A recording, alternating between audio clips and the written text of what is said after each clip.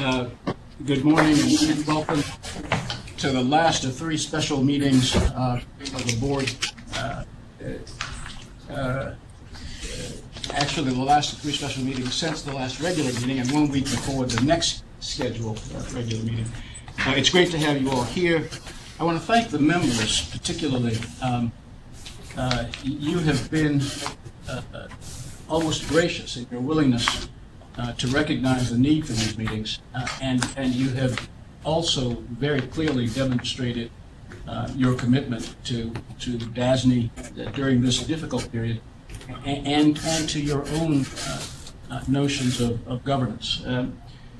It's clear that you've been willing and able to change your lives around in many respects to be at these meetings. And we are all, and I think I speak for the President as well, who may have his own comments on this issue. The competitive environment has changed. DASNY is changing with it. And with your participation in these meetings, what we have been able to do is to demonstrate DASNY's ability to change with the climate. And I'm very grateful for that demonstration. So thank you all very much. Gerard, were you going to say something? Yes, thank you, and good morning.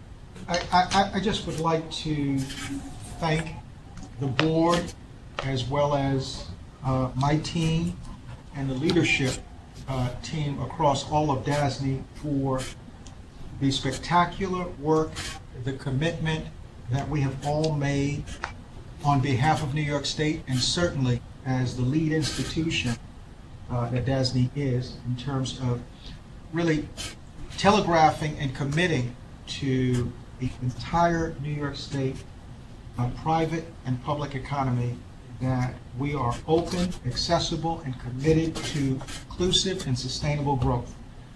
And I just really am very proud to be part of this very challenging time, because we're standing and pushing back and really identifying ways that we can continue to support our clients, and making sure that next year, if we find ourselves on the opposite side of a very challenging environment, we will adjust and adapt. But until then, we think it's very important that we reflect the possibilities of achievement for our clients, and certainly thank the board as well as the team and our partners, all right, the Board of Education, Department of Budget, Department of Health, the Governor's Office, for all of the support, resources, and time that you've provided. So thank you. Okay. Thank you. And also, I just want to say one brief thing for the people in Albany and in New York, that I thought the work that the staff has done over the past month or so has been extraordinary, really beyond the call of duty, and working incredibly long hours with marginal appreciation. So I want to just thank you all, and we all do appreciate your work. So a great job, really a stellar job. To you in Albany too. Well said, Bill. Thank you. Let's, for the record, make sure that we know where everybody is and who's where. We've got John Gardner in Buffalo. In Albany, we have Sandra Shepard. We have Elizabeth Berlin.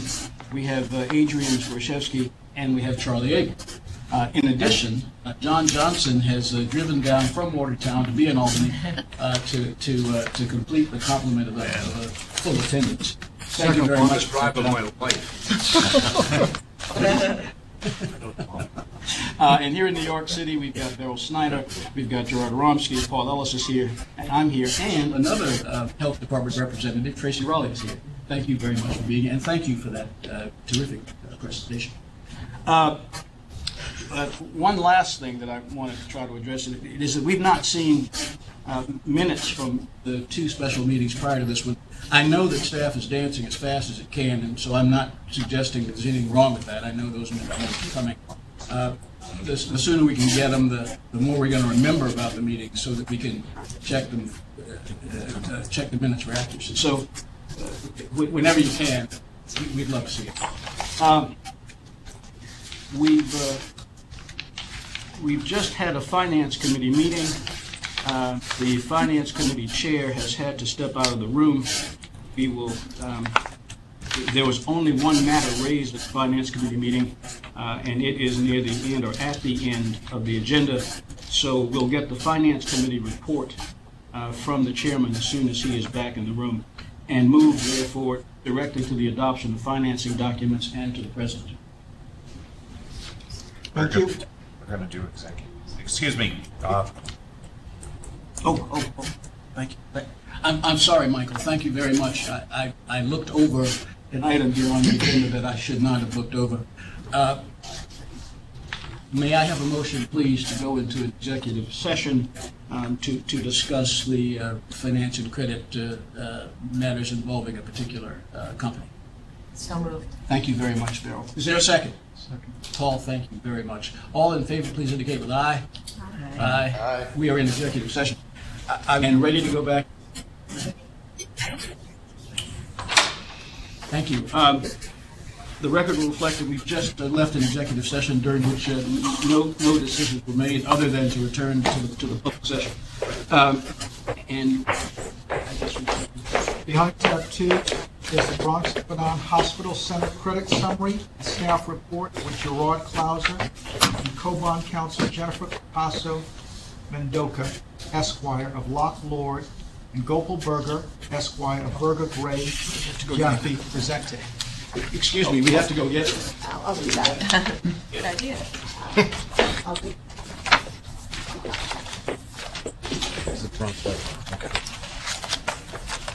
You're going to do your report right before St. Joseph's. I got it. Give us a second. We're bringing bond counsel Because it's kind of Got it. back into the room. Parent, not my idea.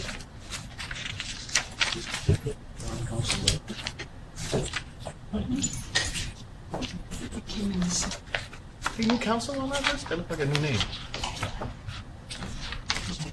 Berger Gray, on our list. Lock Lord? Yeah. Very right? I never saw they were. Yes. They're from Boston. Idiot.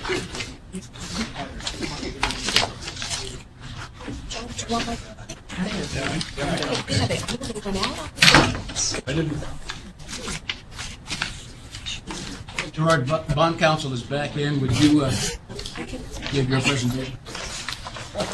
Good morning. Good morning, Chairman, DASNY Board, DASNY senior staff, and guests. The credit summary update provided to the members presents a tax-exempt or taxable fixed and or variable rate Series 2017 bond financing in an amount not to exceed $36 million with a final maturity of 15 years through a private placement to TD Bank. The update of recent information since the resolution to proceed secured on October 11, 2017 is the SECRA filing has been completed on November 3. We received PACB approval, was secured on November 15. The TEFRA hearing has been held on November 22, and TD Bank has issued a commitment to purchase the bonds. There are no additional updates at this time. Mr. Chairman. Mr. Chairman, I'd like to also note, in addition to Gerard's comments, that the staff report from the October meeting under the heading of Other Information did note that in early June, certain individuals not connected with the hospital were indicted on a number of federal charges, including in connection with a $25 million expansion of an unnamed New York City hospital.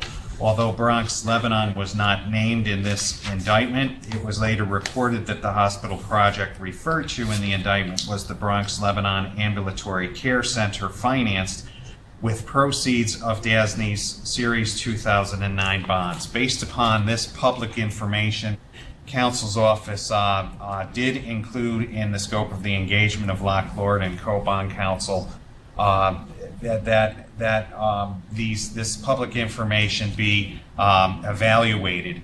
I'm happy to report to the board that based upon my review of this process that we did see all signs of a proper and productive diligence process. And I'll ask Loch Lord, in addition to providing the usual updates that they provide, that are provided to the board on an approval of documents, to include a few words on the conclusion of that process. Thank you.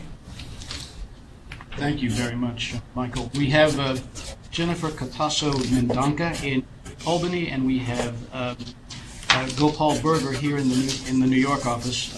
Are you all going to make a presentation? Yes. Yes. Terrific. Thank you, Mr. Chairman, members of the board. I think I'll start off of Mike's introduction. In light of the indictment that came down in June, as part of our normal tax diligence process, we did engage in a heightened level of review, including engaging a third-party expert to assist us in reviewing the project that we are refinancing. As a result of that independent review, the expert as well as ourselves became comfortable that the bond proceeds, the 2009 bond proceeds, were in fact used for permissible purposes and will allow us to give our clean tax opinion to that effect.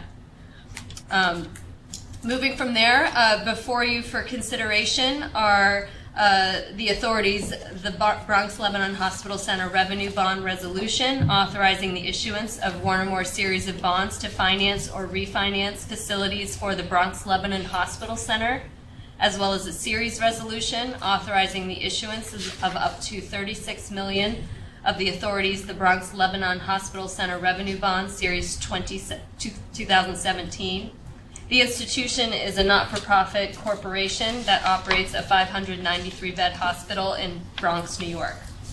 The proceeds of the Series 2017 bonds are expected to be used to refinance the authorities, the Bronx Lebanon Hospital Center Revenue Bond Series 2009, and to pay cost of issuance. It's anticipated at this time that the Series 2017 bonds will be issued pursuant to a private placement to TD Bank, which is the provider of the current direct pay letter of credit supporting the Series 2009 bonds. The Series 2017 bonds are expected to be issued at a fixed rate of interest for a period of approximately 10 years, at which point the bonds will be subject to tender by the private purchaser. The bonds have a nominal maturity of 15 years. Roosevelt and Cross Incorporated is serving as financial advisor to the institution in connection with the transaction. The general resolution before you is a new resolution, and the Series 2017 bonds will be the first bonds issued under it. It provides for the issuance from time to time of multiple series of bonds in an unlimited principal amount, except as otherwise provided for by an applicable series resolution. Each series of bonds is separately secured from each other series of bonds. The Series 2017 bonds are special obligations of the authority payable out of the applicable revenues, which consist of payments by the institution under the loan agreement. Payment of the Series 2017 bonds is secured by the pledge and assignment made by the general resolution of the applicable revenues, the authority's rights to receive such revenues, the authority's security interest in the pledged revenues, and the money's investments held in the funds and accounts established by the general resolution and the Series 2017 resolution. And I'll turn it over now to Gopal to talk about the remainder of bond documents. Thanks, Jennifer. The Series 2017 resolution supplements the general resolution and delegates to authorized officers of the authority the power to determine the terms of the Series 2017 bonds, including, among other things, the following. The principal amount of the series bonds to be issued and the maturity thereof, so long as the total principal amount does not exceed $36 million. The date or dates on which the bonds will mature, provided that no such bonds will mature later than approximately 15 years after the issuance. The rate or rates, including any related rate-setting mechanics at which the bonds will bear interest, so long as the interest rate or cost, or true cost of interest for taxes at bonds does not exceed 7.5% or 10% for taxable bonds. The purchase price to be paid by the private purchaser for the bonds, which shall not exceed 95%, which shall not be less than 95% of the principal amount of the bonds to be issued. the date or dates of redemption or purchase in lieu of redemption, and the prices for the bonds, whether any parity indebtedness is permitted, whether or not any of the bonds will be book entry bonds, and if so, the applicable depository, and whether the bonds will be issued in one or more subseries at one more times, and the number of subseries and principal amount of each, and designation of each subseries. I should also note that it is currently anticipated that the 2017 bonds will bear interest at a fixed rate of interest for a period of approximately 10 years, after which they will be subject to tender. The series resolution does not limit the discretion of the authority's officers to determine the issue the series bonds in a different configuration than is currently contemplated. In accordance with the authority's financing guidelines, the Series 2017 resolution contains restrictions on the ownership of transfer of Series 2017 bonds, specifically restricting ownership and transfer to qualified institutional buyers or QIPs. The series resolution also authorizes various officers of the authority to execute a loan agreement and a bond purchase agreement. In addition, the series resolution provides for general authority to execute and approve any other agreements, including credit agreements necessary to effectuate and do all things necessary or convenient in connection with the issuance and sale of the 2017 bonds. The loan agreement is anticipated to be entered into between the authority and the institution in connection with the issuance of 2017 bonds, and will require the institution to make payments in amounts and at times sufficient to make timely payments of principal and sinking fund installments, if any, of interest and interest on the Series 2017 bonds. The institution's obligations to make payments under the loan agreement will be a general obligation of the institution.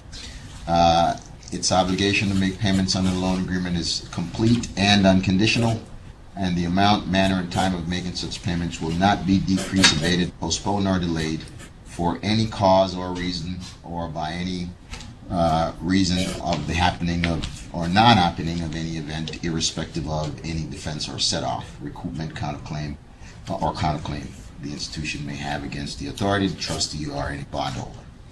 The loan agreement will be secured by a pledge of revenues acceptable to the private purchaser, subject to any prior pledges, and may permit the institution to incur additional indebtedness secured by a parity lien on the pledged revenues under certain circumstances if acceptable to the private purchaser. The private purchaser is also expected to require a mortgage securing the payment obligations under the loan agreement, which mortgage is expected to encumber the institution's main facilities located in the Bronx. It is expected that the authority's rights under the loan agreement and the mortgage will be assigned to the bond trustee, who will exercise remedies under the loan agreement and mortgage at the direction of the private purchaser. In addition, the transaction documents may also contain certain financial covenants required by the private purchaser. And lastly, bond purchase agreement is anticipated to be entered into between the authority, the institution, and the private purchaser, providing for the purchase and sale of the 2017 bonds. Thank you, Gopal. Are there questions for Gerard, for Jennifer, or Gopal? Hearing none, may I have a motion, please, to approve the transaction? I so moved. Thank you, Darrell. Is there a second? Thank you very much, Tracy. All in favor, please indicate with aye. Aye. Aye. Aye. Motion carries unanimously. Thank you. Thank you, Mr. And I want Chairman. to welcome you and Jennifer to the table. I think you all have not been at this table before. This is my first presentation. I think the same is true for Jennifer. All right. Yeah, Well, thank you. for being Thank here. you. Thank you. Behind tab 3 is the Cerebral Palsy Affiliates Joaneo Inc. credit summary and staff report with Steve Kozer and co-bond counsel Hal Patrick Esquire of Harris Beach and Gerald Farrell Esquire of the Ahmad Jeffries Law Firm.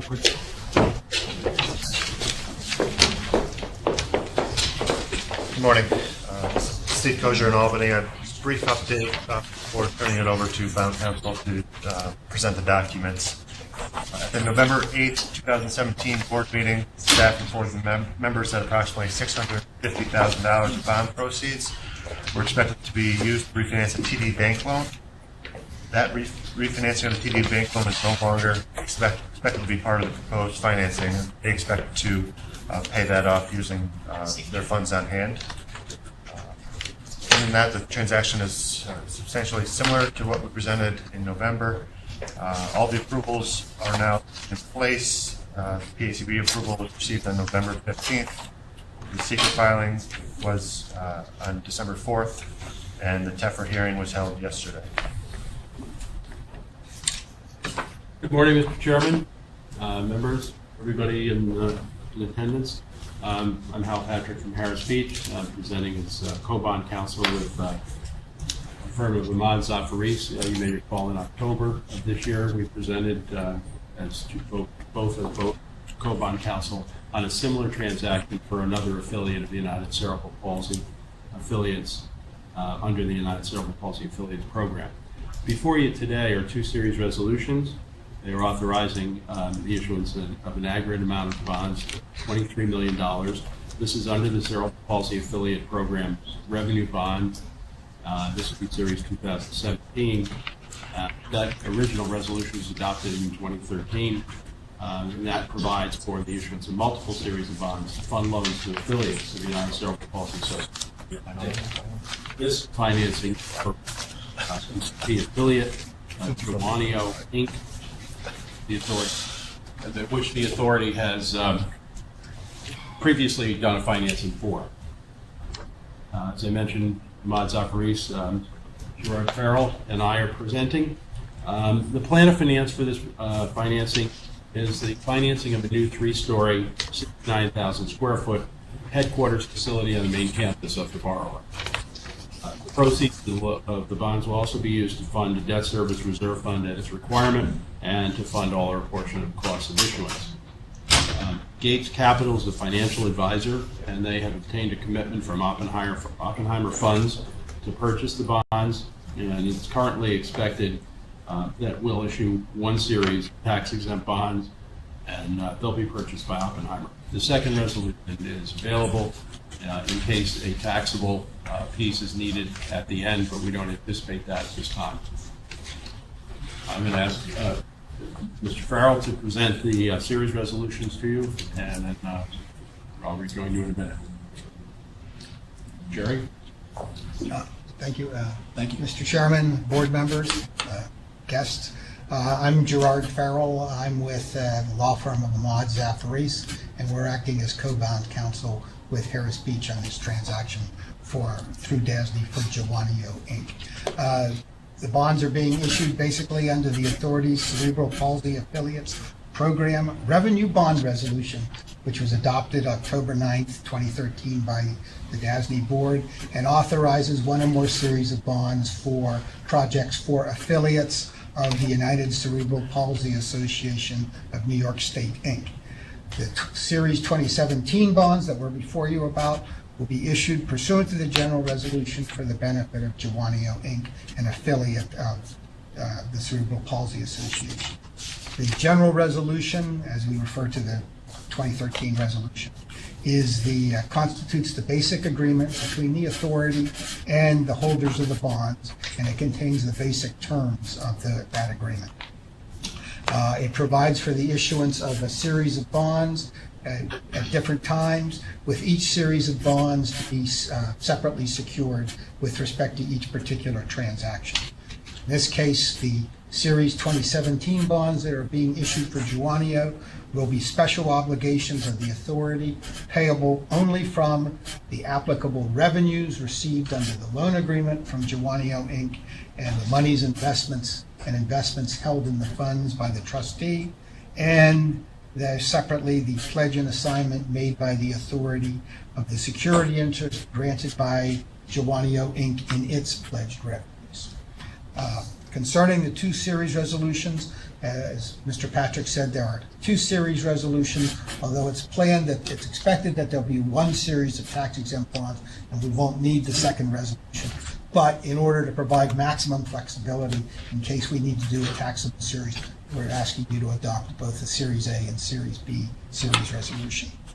Concerning the series resolutions, it authorizes, it delegates to the officers of the authority the power to determine, one, a number of things, including the principal amount of the bonds, which is not to exceed $23 million, the maturity dates for those bonds, which are not to exceed 30 years from next July, the rate or rates on those bonds, which are not to exceed 7.5% if done on a tax-exempt basis, and 10% if done on a taxable basis. The sale price to the private placement, which is not to be less than 95% of the principal amount of the bonds. Whether the bonds will be federally tax exempt or taxable, and the existence and scope of any mortgage property and pledged revenues, and whether parity indebtedness will be permitted. Pursuant to the general resolution, the series resolutions will also establish the various funds and accounts for the bonds to be held by the trustee, and that is will include a debt service reserve fund, which will be funded consistent with the requirements of the private purchaser, and it is expected that it'll be equal to max annual debt service on the bonds. Pursuant to the guidelines of the authority, each series resolution specifically restricts ownership of these bonds to qualified institutional buyers as defined under Rule 144A of the Securities Act of 33. And it also, they can only be owned by qualified institutional buyers and can only be transferred to qualified institutional buyers. Then finally, each series resolution authorizes authority officers to enter into the loan agreement, the bond placement agreement, intercreditor agreements with relation to parity indebtedness, and to prepare and deliver a bond issuance circular describing the terms of the bonds, and also to execute all other necessary documents in connection with the financing. Hal? Thank you very much, George. And Hal, did you have anything? Yes, further? I just want, Mr. Chairman, just to briefly describe the loan agreement, which obligates the institution to make payments of debt service to the trustee. This is a general obligation of the institution, and there will be security interest and pledge revenue subject to prior pledges, and also security interest that's secured through certain public funds. In connection with the public fund security, there will be a standby intercept agreement that upon an event of default, the authority can intercept state and local government funds that are otherwise payable to the institution. There will also be a mortgage on the project, and that mortgage will be assigned to the trustee for the benefit of the bondholder. And as has been clearly pointed out, the bonds will be sold privately to Oppenheimer Funds, which is equipped. We are expected to have a bond placement agreement among the authority, the placement agent, or the institution. And the bonds are going to be purchased for the par amount of bonds, and the proceeds will be deposited with the trustee to pay project costs, cost of issuance, and fund the debt service reserve fund. That's all I have. Thank you. Hal, Gerard, thank you. Are there questions from the members for bond counsel or Steve? Mr. Chairman. Hearing none? Yes, please. Yes, I apologize, Hal, if you said this while I was out of the room, but the bank loan refinancing is no longer included in the Correct. bond issue, but the total amount of the bond issue did not change. It has not changed. The bank loan was approximately $600,000, and it was dropped out because of the difficulty in completing tax diligence to track the taxable payments against the tax-exempt uses. It would take too long, the diligence would take too long, so they decided to pay that off themselves so they could complete the transaction before the end of this year. Sandra, the not to exceed amount has not changed, although when we presented to the board, we expected the total sources of funds to be approximately $21.3 million. The sizing now is down to $20.4 million. Okay, thank you. Explain. Are there further questions? Hearing none, may I have a motion, please, to approve the transaction? So moved. Thank you, Merrill. Second. And thank you, Gerard. For a second. All in favor, please indicate with aye. Aye. Are there any opposed? Hearing no opposition, the motion carries unanimously. Transaction's approved. Gerard, thank you. Thank you, Mr. Chairman. Now, tab 4 is the Euro College Obligated Group Credit Summary and Staff Report for Matt Bergen and Coban Counsel, Howard Berkman, Esquire, of Hawkins, Delafield, and Wood, and Robert Jane, Esquire, of Golden, Holly, Jane, presented. Howard, Robert, welcome. Thank you. Thank you, by the way, for forwarding the case, the Supreme Court.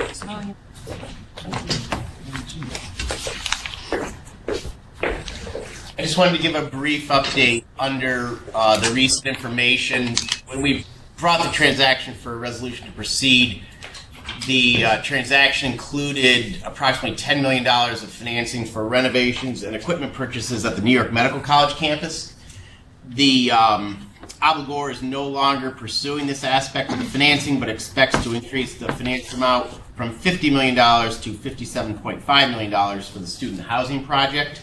Also, the staff report provided to the members was based on their internal audit, if you will, the draft financials. Recently, the final audit has occurred, so as part of the package that was mailed to the board, there are black line versions of the income statement and balance sheet analysis. However, the ratios really did not change that much, and that's my update, Mr. Chairman. Thank you, Matt. Howard, Robert? Thank you. Good morning, everyone. You have before you for consideration a series resolution which would authorize up to $75 million Truro College and University System Obligated Group Revenue Bonds, Series 2017. That's a mouthful. They would be issued under a previously adopted general resolution, and they're intended to be issued to finance the cost of the acquisition and renovation of a facility located in Manhattan to be used as student housing for Lander College for Women, a division of Truro. Also, they would fund the debt service reserve fund, a capitalized interest account, and pay cost of issuance. Under that existing general resolution, each series that is issued are separately secured by the applicable revenues, payments under the loan agreement, as well as funds and accounts. Robert will be discussing the loan agreement in a few minutes. The security for these bonds is the pledge and assignment made by the resolution of the applicable revenues, but the real thing that I think most people would focus on is the obligation issued under a master trust indenture to secure Turo's obligations, and also will be secured by the monies and investments in various accounts. To get back to the obligation and the obligated group, which is the center of this financing, in 2014, some of you may recall that in connection with an issuance by the authority of 2014 A and B bonds, Truro College, New York Medical College, Truro University in California, Truro University in Nevada, entered into a master trust indenture. Under that, the members are obligated to pay any obligation issued under the master indenture and a supplemental indenture. In connection with this transaction, an obligation will in fact be issued pursuant to the master indenture and the related supplemental indenture to evidence and secure the obligations of Truro. So this will be an MTI financing. Excuse me. The obligations that are under the master trust indenture, including this one, the Series 2017, they'll in turn be secured by a pledge to the master trustee of certain revenues of members of the obligated group and by one or more mortgages on the facility being financed with the proceeds, as well as some prior mortgages that have been pledged. One note that I think you've been made aware of, but I'll repeat it anyway. The property comprising the facility, which is basically going to be dormitories, that property is the subject of a purchase contract. But it's expected that the acquisition of the property will happen next year, next calendar year, and certainly after the issuance of the bonds. To protect everybody, including especially the bondholders, the loan agreement will provide that in the event that the acquisition and delivery of that mortgage property does not occur by a date to be determined by an authorized officer of the authority, the proceeds of the bonds will be used to redeem the existing bonds. So it's fully expected there's a purchase contract to buy the condominium unit that would be the project, and the rest seems very ministerial, but just in case it doesn't happen, they have this redemption built into the deal. Excuse me. Just a bit more on the master indenture and the MTI structure. It requires the obligated group and also Truro College and various affiliates that aren't in the obligated group to maintain a specified level of unencumbered liquid assets, to have a debt service coverage ratio, leverage ratio, and liquidity ratios, all as set forth in the master trust indenture. And that gives additional security to the bondholders because they know that the operation will be in good fiscal shape and able to pay the obligations of the obligated group. The master indenture for the MTI also permits the members to incur additional indebtedness and to secure such indebtedness within certain prescribed limitations. Any additional indebtedness which is to be secured by an obligation under the MTI may be incurred only if additional tests on top of those are maintained and satisfied. So with that, I'd like to turn it over to Robert James to discuss the series resolution and the loan agreement. Thank you, Howard. Mr. Chairman, Mr. President, board members. The series resolution, as detailed in your letter, authorizes the issuance of the 2017 bond and delegates the authority the powers, among others, to determine the principal amount of the bonds to be issued, such that the principal amount does not exceed $75 million, as well as the principal amount of each maturity of the bonds, the maturity dates on those bonds, provided that no maturity date will exceed 30 years from July 1st, 2018, whether all or a portion of those bonds will be issued as fixed rate or variable interest rate bonds, the rate or rates at which the bonds will bear interest, and in the case of variable rate bonds, the manner in which subsequent interest rates will be determined. The resolution further provides that the true interest costs on the bonds, or in the case of variable interest bonds, the initial interest rate on those bonds shall not exceed 7.5% per annum, and if they're tax exempt, and 10% per annum if issued federally as federally taxable. The purchase price for those bonds, provided that it's not less than 95% of the principal of the amount of bonds sold.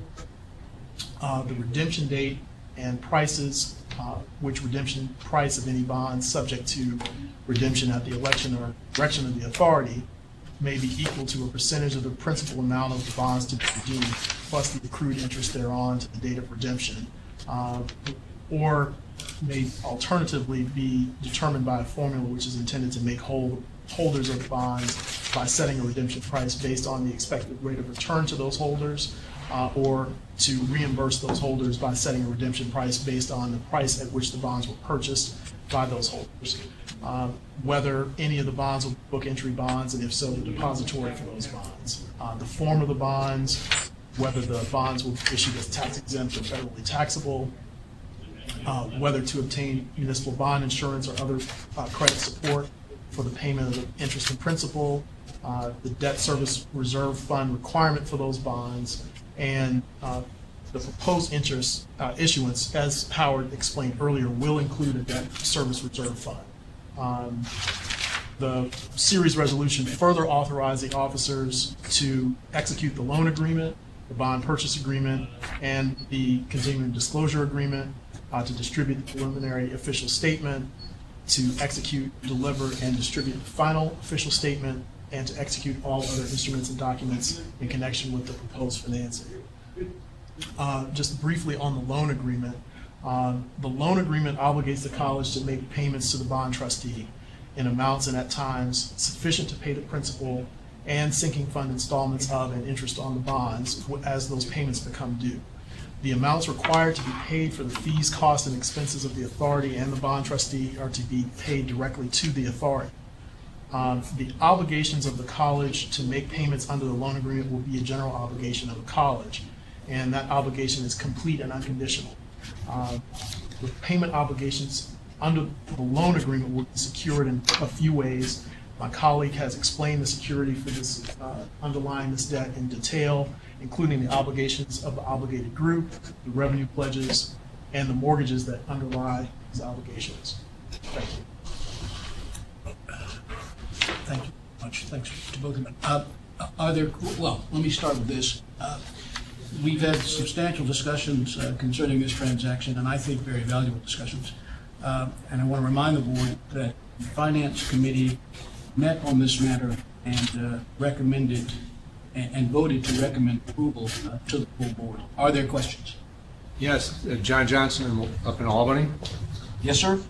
I remain very uncertain about this transaction because of the rather elaborate and maybe even convoluted series how the master trust indenture is set up, and the two for about seven different subsidiaries of the Touro College are exempt.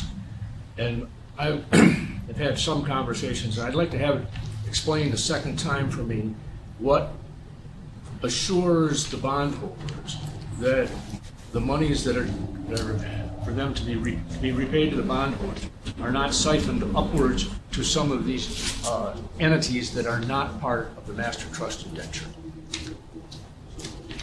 Well, I'll take a crack at this one if I might. I don't know if anybody wants to add to it.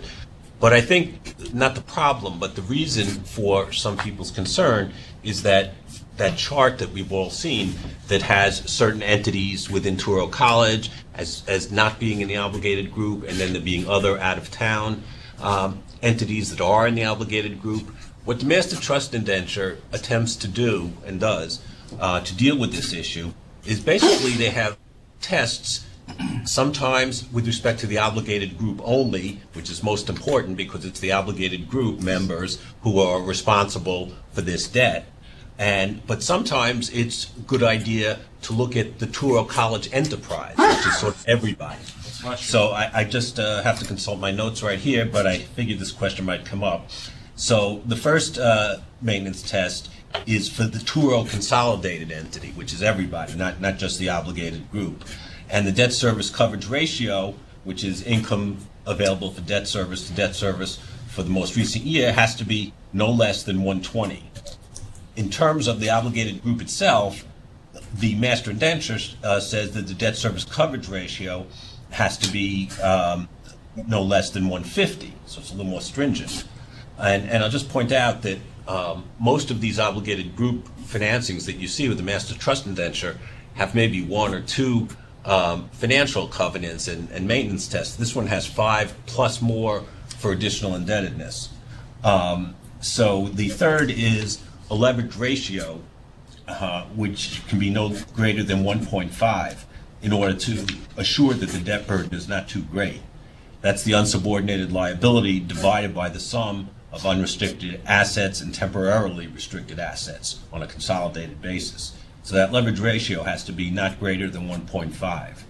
There is also a liquidity ratio, which is the cash to debt based on the obligated group, can be no greater than 40%.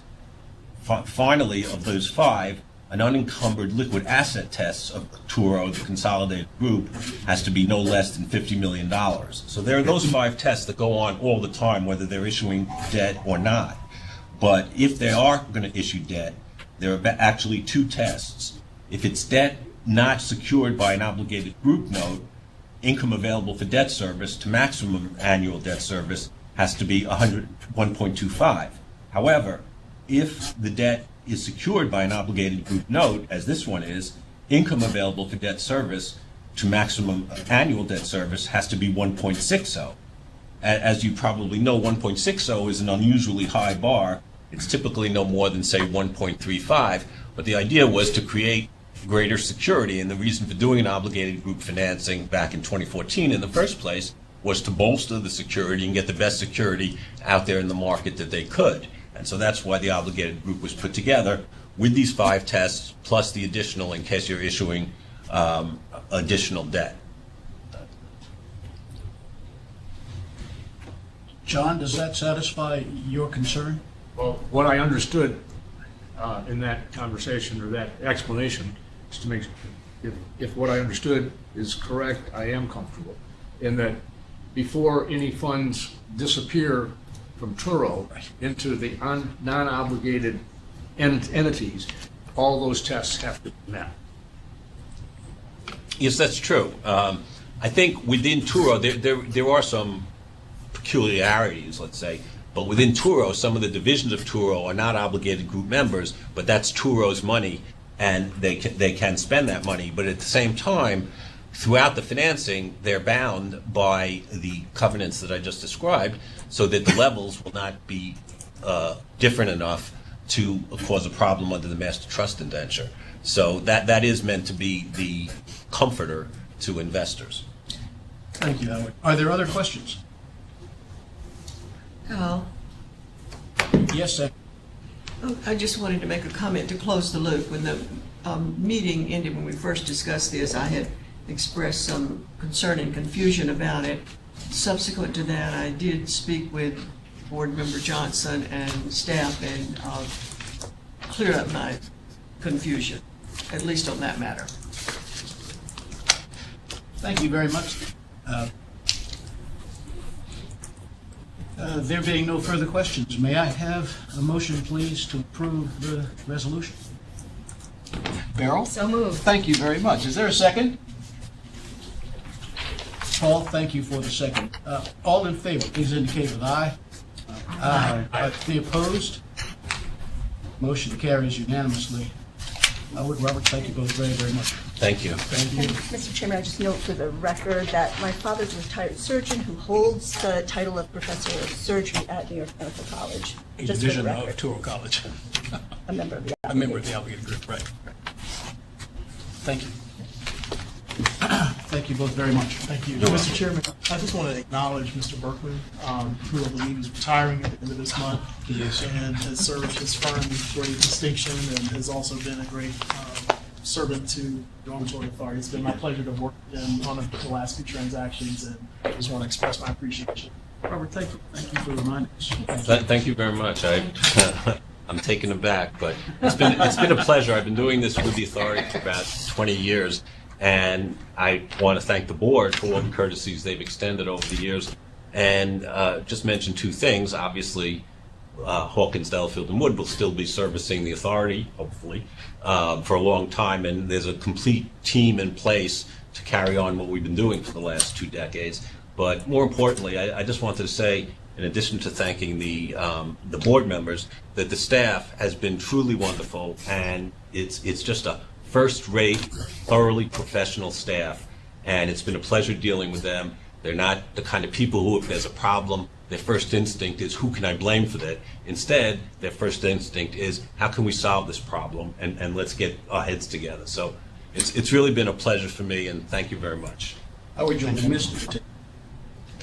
We'll look forward to seeing you. I'll have to ask Michael Cusack whether or not the fact that you're retiring means you can now buy me lunch. I had that same question. Mike, if you could research that.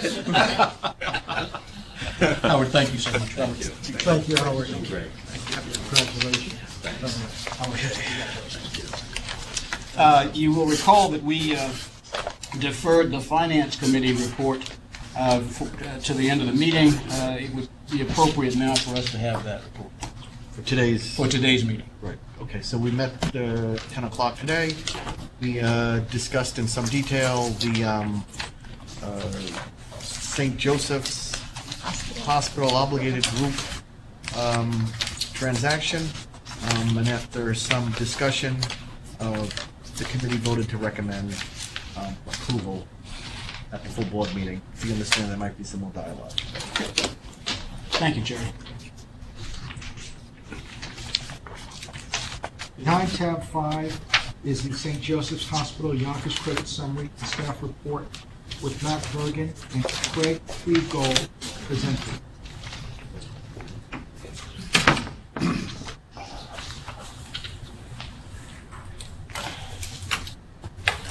Thank you, everyone. I wanted to introduce Craig Schreibvogel of the Portfolio Monitoring Department. Craig's certainly been an asset in putting together the staff report, and hopefully after the presentation we'll be able to answer all of your questions. So let's begin. The staff report provided to the members presents a 30-year bond issue, an amount not to exceed $27 million on behalf of St. Joseph Hospital of Yonkers. As part of this financing, the institution is proposing to form an obligated group of one.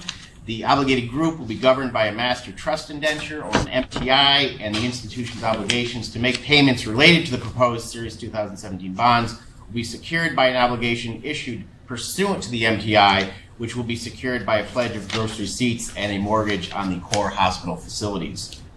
The purpose of this financing is to finance the Capital Restructuring Financing Program, or CRFP, matching commitment for the creation of an outpatient-related medical village. In addition, the institution looks to refinance a bank mortgage loan, refinance the Yonkers IDA Series 1998 bond issue, as well as refinance various capital leases. As this is a private placement, there will be no ratings for this private placement, and the proposed purchaser is Rosemar Management LLC, which will buy this or purchase this on behalf of its investment funds. Regarding the institution, this is a New York-based not-for-profit located in Westchester County that's been providing healthcare services for nearly 130 years. The main 194-bed hospital campus provides both inpatient and outpatient services to the residents of the greater Yonkers area. In addition, they have 138 beds at their St. Vincent's Psychiatric Hospital of Westchester, which is located in Harrison, New York.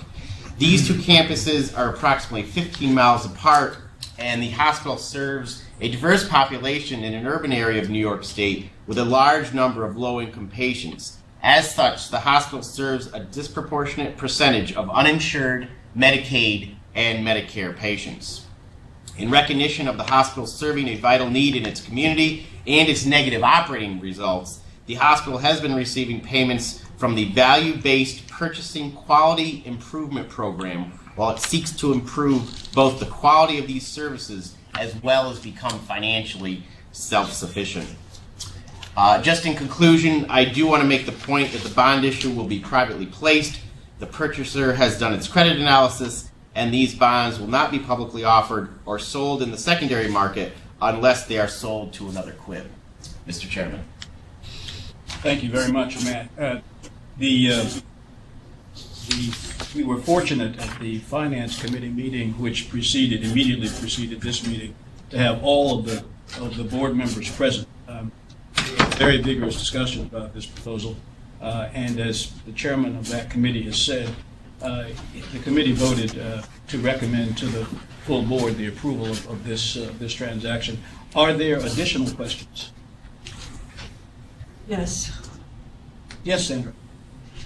Yes, we did cover it pretty thoroughly in the committee, and I don't want to revisit all of that, but one follow-up question.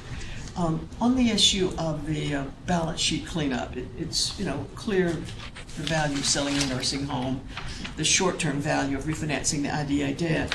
It's not clear to me from the materials what contribution is made to that balance sheet cleanup by refinancing the bank loan and refinancing the capital leases.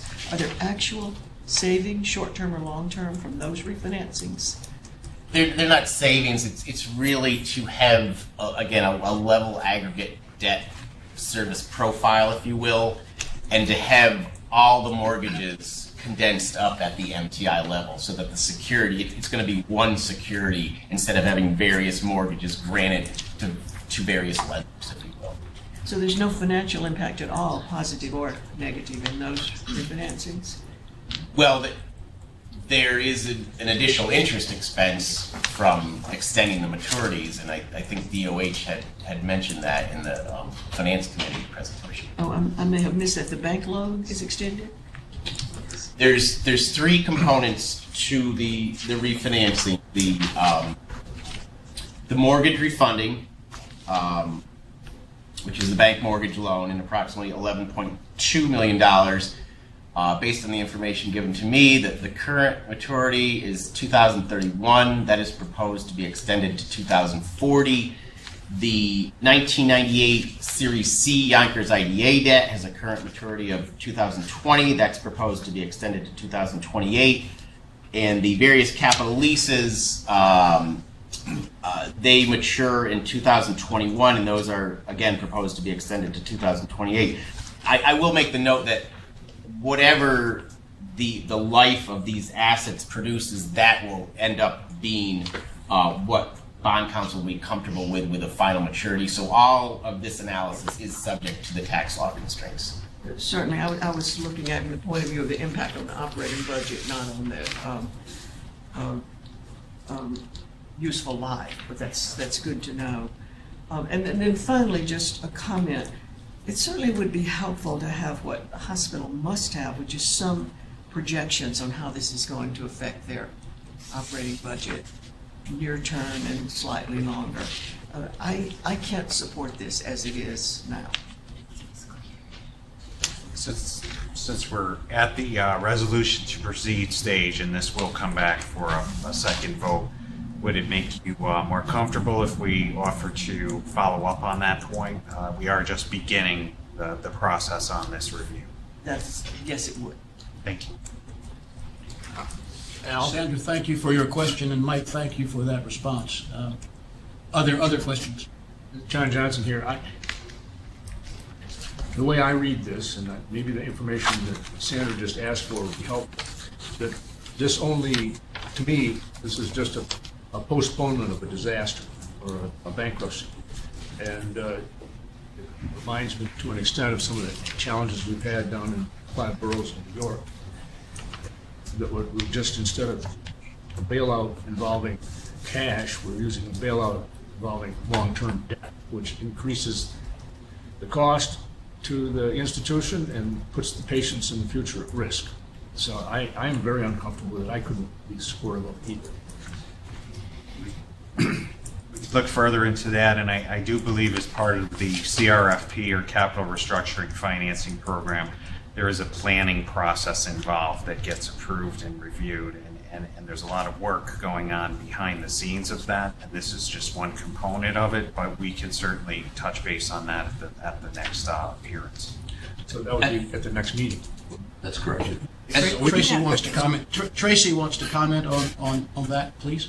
Yeah, and thank you, Mr. Chairman. Yes, just in response to Mr. Johnson's concerns, as I had mentioned in the Finance Committee, the department staff speaks on a regular basis with St. Joseph's, and this particular transaction has been discussed for probably upwards of 1.5 to 2 years as part of positioning this organization. It certainly is, rightfully so, when you look at the operating losses of this institution, to question its ability to continue.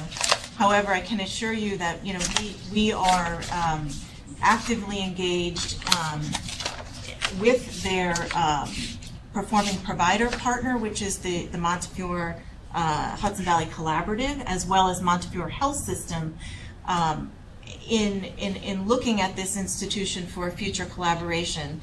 And what you haven't seen, and I think it's the right answer, the right question to ask is, what is the future projection? And what we have a limited, next fiscal year projection, and I'm sure, and I think the hospital would respond with a more in-depth projection. But what that will show is the expected benefit of not only this transaction in helping to improve cash flow in the short term, but also will show the initiatives that they're working on in terms of reduction through a future collaboration with Montefiore in group purchasing, in contractual arrangements with third parties. So there are future benefits that we see to come. Tracy, thank you. John, are you comfortable that additional information may give you some comfort later? We'll see. Thank you very much, sir. Are there additional questions? Hearing none, may I have a motion, please, to approve this stage of the transaction? Thank you very much, Tracy. Is there a second? I can't see anybody in Albany. I'll second it. Gerard Rumsfeld, thank you very much for the second. All in favor, please indicate with aye. Aye. Those opposed? Hearing no opposition, the transaction at this stage is approved. Tracy, thank you very much for engaging in this transaction in this meeting. It's been very helpful. I believe that is the last order of business that we have. I do have one housekeeping matter, though, which may impact some of you. Normally, mailings for an upcoming regular meeting go out the Wednesday before that meeting. Unfortunately, that's today. And we've learned that there is a fair amount of material that isn't ready. The staff doesn't have it, and therefore cannot transmit it today. So I've asked if they transmit it on Friday by overnight mail. Would it be a Saturday delivery? For Saturday delivery, that's right. But some of you have your materials delivered at your offices. And so what I need for you to do is to be in touch with Portia so that she will know where you want this mailing to go. If you have it delivered at your office and you're not going to be in your office on Saturday, then please let her know, because right now it will go to your office if that's where it normally goes. The next meeting is on the 13th of December, a week from today. Again, I want to thank the members for your diligence, your commitment, your participation in these 3 special meetings. It's just been a joy for me to see. Today, for example, we have all the members present vote and 1 extra. It's terrific. Thank you all very much. Just say, yes. Also, all of the information that is mailed is available on the portal. It's available on the portal. You can get it. Yeah. All right, we can put it on there, and you can get it immediately. Okay. Thank you very much. There being no further business to come before the board, may I have a motion, please, to adjourn? Thank you very much, Gerard Rumsky. Is there a second? Thank you very much, Tracy. All in favor, please indicate with aye. Aye. We are adjourned. Thank you. And I will